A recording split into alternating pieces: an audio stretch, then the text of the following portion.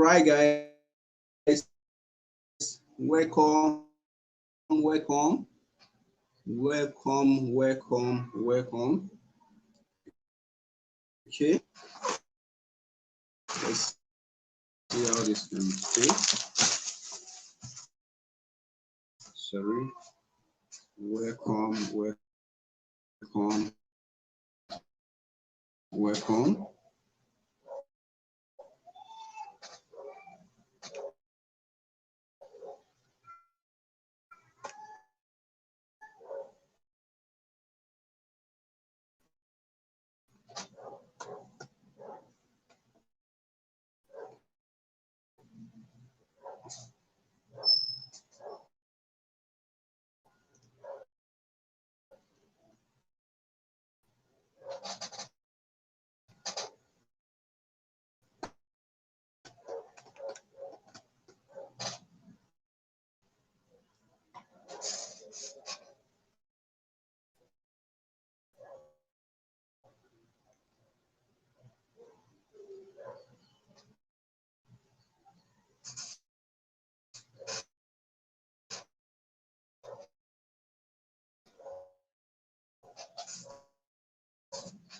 Welcome, welcome, welcome.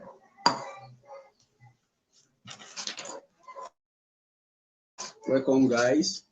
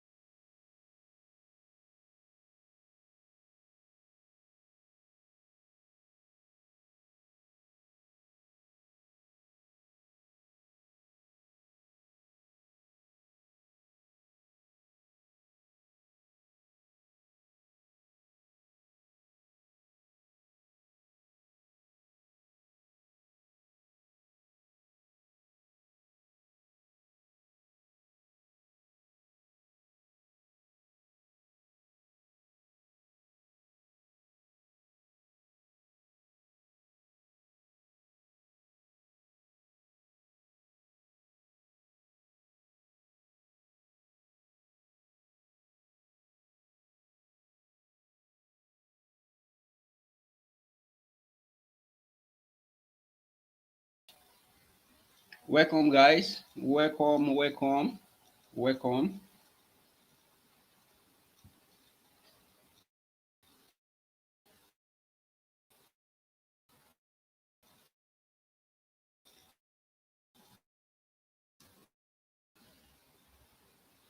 This is going to be a memorable session.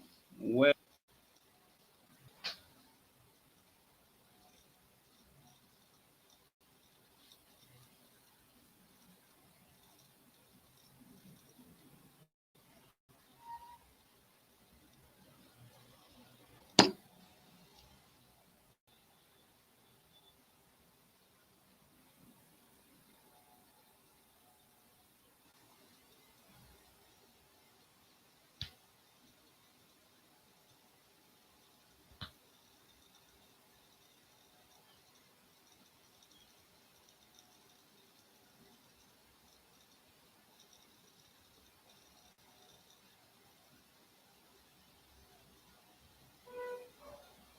thank you, Mr. Samuel.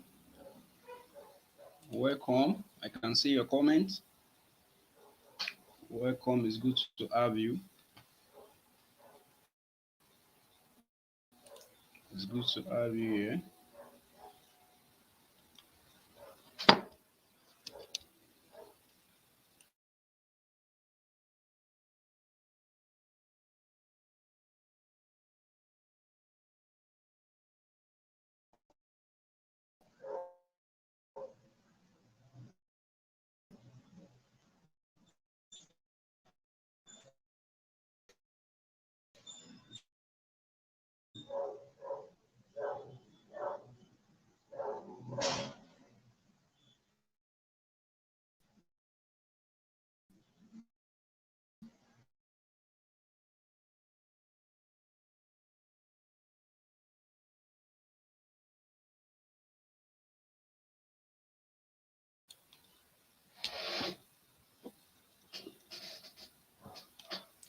All right, welcome, guys. So in today's class, we are going I'm going to give everybody the opportunity to call in. So I'm going to show us so in case you want to call in and have your own voice on this call, so the link on the screen is the one you can use to call in on Zoom. So in case you have any question you want to ask, so that's how we're going to be doing it for today's session. This session is very, very important if you are looking at a way to grow your aggregatorship business in 2022. Yes, it's going to be very, very crucial for you. This particular session, you don't want to miss uh, everything I'll be sharing with us here. So a lot of people, costly, they are very costly. I think we have more people joining. So Mr. Folayan said, well done, sir. Thank you very much, Mr. Samuel Folayan. So, okay. So you can use that, stop video. Yeah, you can use the link, okay? You can use the link on the screen, this particular one, bit.ly/talkway live chat to call in to ask question in case you don't want to type. So use that link. So we are going to start now. So thank you, Mr. 10 million. 10 million. So is it $1 million? So we need money. So it's I hope it's $10 million. Welcome, welcome, good morning. So let's get right into it. Why others join us? Let's get right into it. It's been an amazing year. So, but 2022 is going to be a very fantastic year for every one of us. We all hope for that. So, I think the title of this session is building a sustainable aggregatorship business in 2022. Yes, a lot of us miss out on the opportunity of the aggregatorship business in 2021. Well, 2022 is our time to actually make it work for us. So, me personally, I started my aggregatorship journey around last year. That was 2020. I think 2020, yes. Uh, and since then, I've been able to grow my aggregatorship business to over let's say about 300 agents and above. So those are the ones I have on my dashboard. There are others that I've referred and given POS to. Those are the ones I get commission on actually. So this session is building a sustainable aggregatorship business in 2022. In case you are missing me on something, probably my network is breaking or something, please let me know in the comment section. So we'll start. So there are some points I will be sharing with us about 1, 2, 3, 4, 5, 6, 7, 8. There are about 8 points which will be showing you what you need to do and what you shouldn't do in the aggregatorship business to grow your aggregatorship business in 2020 in 2022.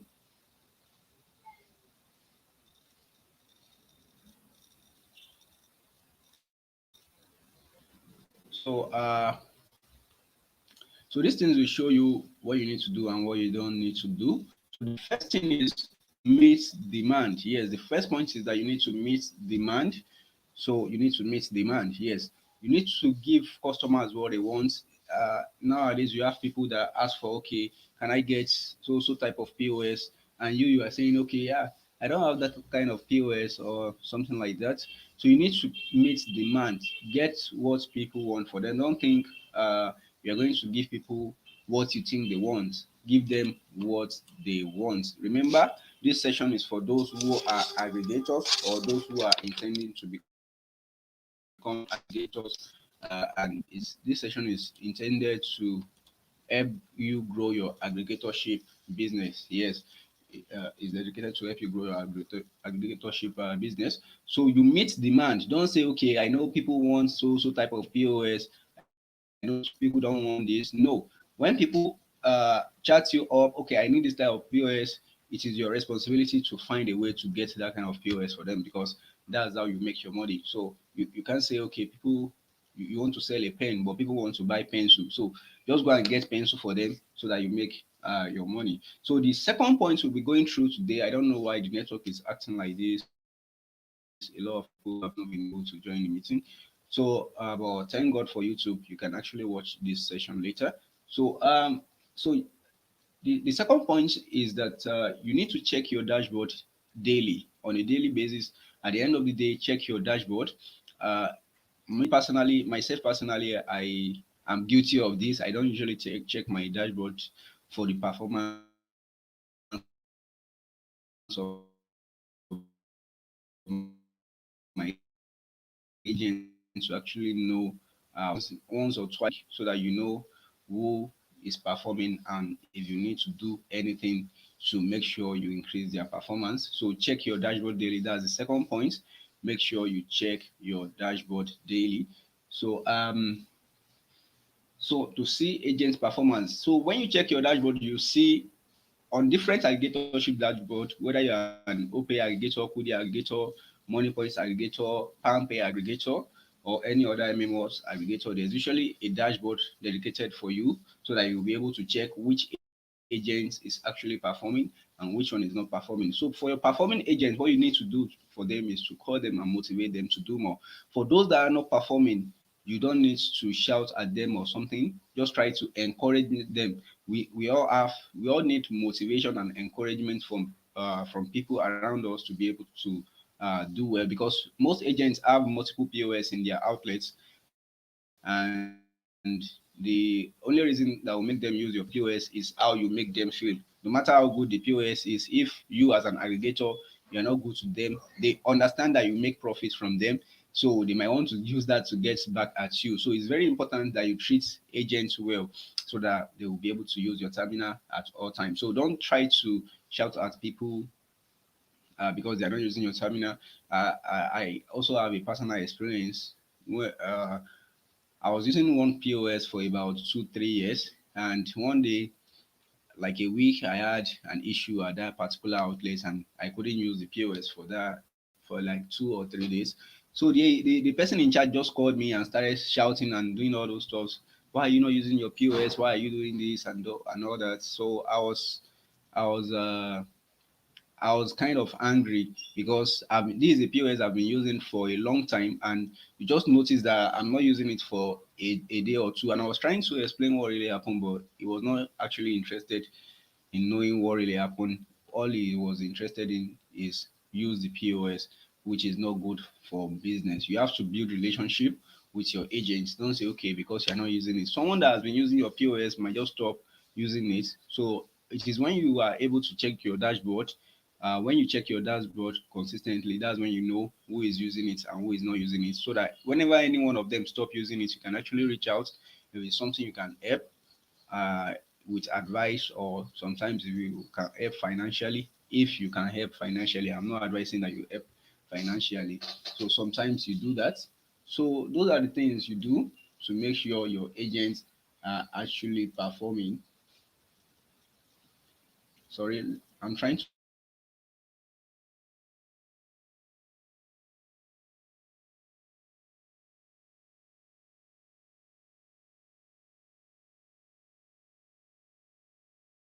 actually looking forward to the weekend. So okay, I think the network should be good now. It should be good now. So don't try to treat people bad because they are not using your terminal. Try to be very, very considerate.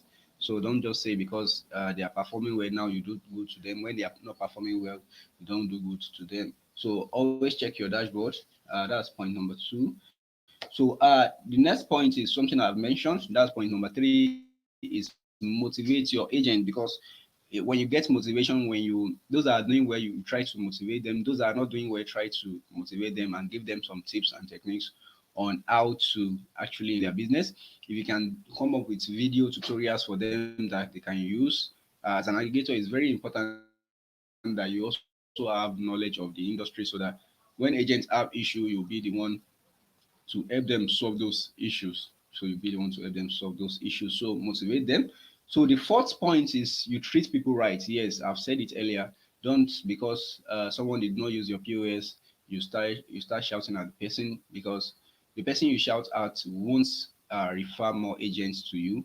So they will if there's anything they will actually run away from using your platform, which will affect your business. So treat people good. That's point number four.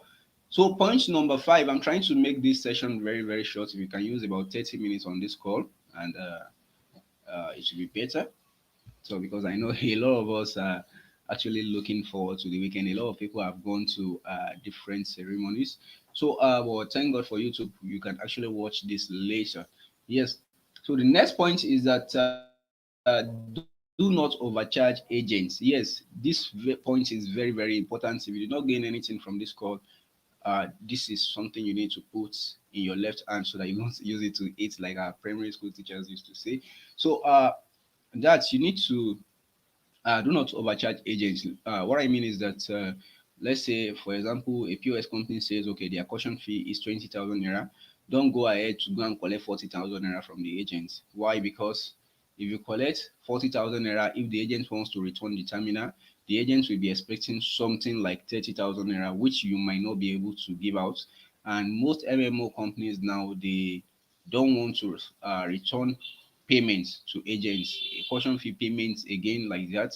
So they try to find means around it so that they won't also run at loss. Imagine everybody returning POS to a particular company and demanding for their caution fee back. So as an aggregator, the way to protect yourself is to actually collect moderate amount. Let's say the company said the price at 20,000 naira. Most companies, like 95% of POS companies, we actually give customer the guarantee that okay, from this 20,000 you can get at least maybe 10,000 naira or 20,000 naira back from your caution fee. So if you collect about 25,000 naira, in rare cases you collect 30,000 naira from the agents, you know that okay, any agent that gets 20,000 naira out of their 30,000, so that way you safeguard yourself. But if you have overcharged the agents, it won't be possible. So it won't be possible for you to be able to maintain your integrity and maintain your business. So do not overcharge agents. Very, very important. So the next point, which is point number six, is do not undercharge agents as well. So let's say a company, this one is very simple and is very logical. So let's say a company says, okay, the terminal caution fee is 20,000 naira. Don't say, okay, I will charge agent 15,000 naira. with the expectation that you're going to make the 5,000 naira later. No, don't do that. Try to charge. If you can't charge the exact amount the company is giving it out, try to add your own margin so that you can also sustain your business as well. So that's point number six also. Point number six. So the seventh point is that do not activate POS for others. Yes, this point is also very, very important because let me share an experience with you. There was a time I was trying to do pay on delivery and I sent POS terminals to people. Some of them got it. I was actually enjoying myself. Then there were two people I actually sent POS to that they did not make payments, and it was after 4 months that one of them made payments when he actually saw that he couldn't activate the terminal himself and all that.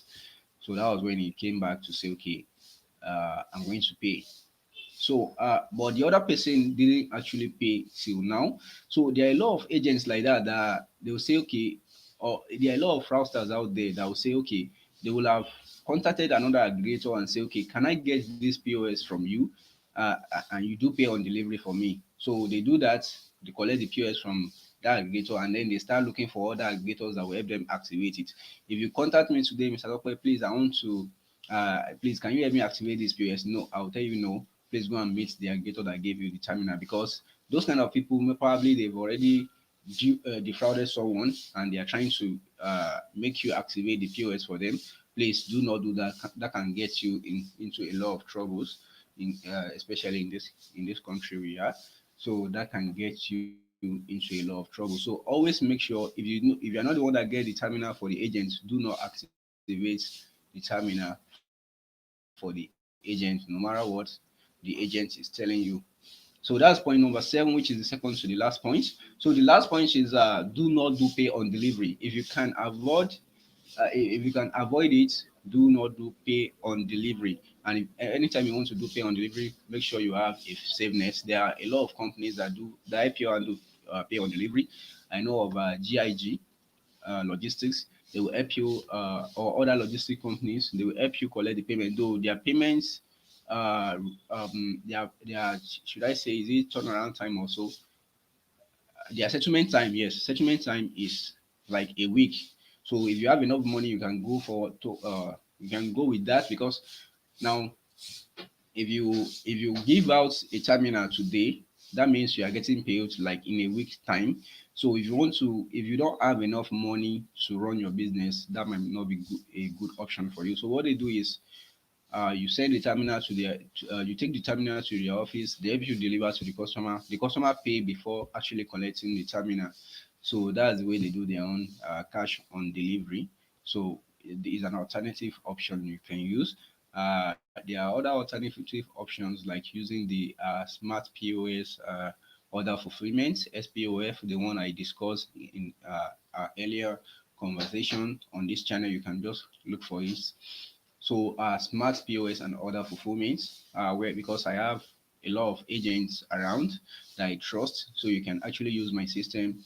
Tell me about the delivery, where you want to send it to, the amount you discuss with the customer. Then you can rebuild the POS to my closest agents who I trust. You will bill it to him. Then the customer will go and meet the agents to pick up the terminal and pay. So that way you get your money within a day, within 24 hours, and then everybody is happy. So though that might come at a little bit of cost. All right, guys, thank you very much. I see that most of us have gone to to Owambes, like the Yorubas will say. So thank you very much for attending this particular session. Uh, if you need to become an aggregator, I know there are a lot of us that want to become an aggregator. Just chat me. You can leave me a chat. Uh, you can leave me a chat on any of my WhatsApp line to become an aggregator. So you can also the best place to become an aggregator for most of these platforms is to join my online class. That's the PIA course. So where you learn how to become an aggregator for all these platforms, plus how to grow your aggregator network. So if you have any question in mind after this class, you can just chat me on any of those numbers showing on the screen down there. So you can just chat me on any of the number. Okay, all right, guys. We budget 30 minutes now. This is 26 minutes. This is 26 minutes. Thank you very much for joining this class. Thank you very much, and I'll see you in the next class. Thank you. Don't forget to subscribe to this channel as well, guys. Thank you very much, and I'll see you in the next class.